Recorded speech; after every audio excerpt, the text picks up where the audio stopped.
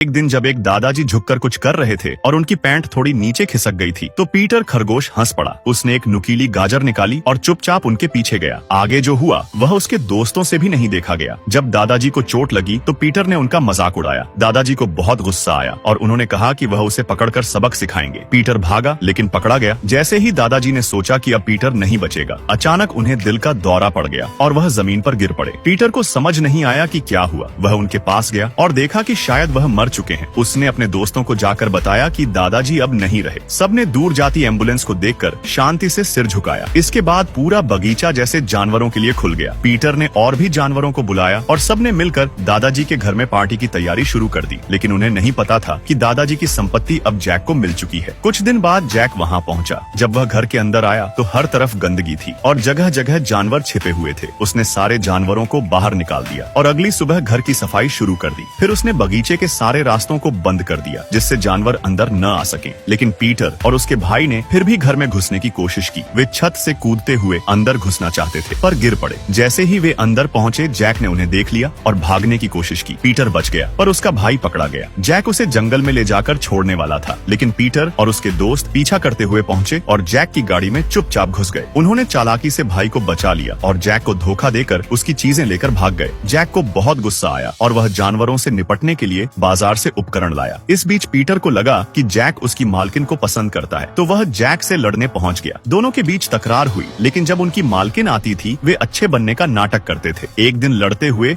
उन्होंने उसके फूल तोड़ दिए और जैक ने सारा इल्जाम पीटर पर डाल दिया। इस पर मालकिन ने पीटर को घर से निकाल दिया। पीटर गुस्से में था और उसने जैक से बदला लेने की योजना बनाई। उसने दोस्तों के साथ मिलकर प्रशिक्षण शुरू किया। फिर एक दिन वह जैक को परेशान करने के लिए घर गया और उसकी सारी चालें उलटी पड़ गईं। जैक ने घर के चारों ओर करंट वाले तार लगाए पर जानवरों ने उसमें भी चालाकी दिखाई। वे नाटक करके जैक को भ्रमित करते रहे। जैक ने गुस्से में आकर पटाखे जानवरों के बिल में डाल दिए, लेकिन तभी मालकिन आ गई और उसने रोक दिया। बाद में जब जैक और मालकिन बात कर रहे थे, पीटर और उसके दोस्तों ने जैक पर गुलेल से हमला कर दिया। जैक फिर से गुस्से में आया और पटाखे फेंक दिए। पीटर पकड़ा गया, लेकिन जैसे ही जैक कुछ करने वाला था मालकिन आ गई। जैक ने कहा कि वे सिर्फ खेल रहे थे पर उसका रिमोट गिर गया। पीटर ने पटाखे फोड़ दिए जिससे उनका घर और बिल दोनों नष्ट हो गए। जैक ने मालकिन को समझाने की कोशिश की पर वह नाराज होकर चली गई। अब पीटर को एहसास हुआ कि उससे गलती हुई है। उसने अपने भाइयों से माफी मांगी और जैक से मिलने शहर गया। अंत में उसने जैक से माफी मांगी और जैक ने भी उसे माफ कर दिया। वे सभी मिलकर मालकिन को मनाने पहुंचे। पीटर ने अपनी गलती मान ली और बताया कि सब कुछ उसी की वजह से हुआ। मालकिन ने भी उसे माफ कर दिया और फिर से सब साथ रहने लगे।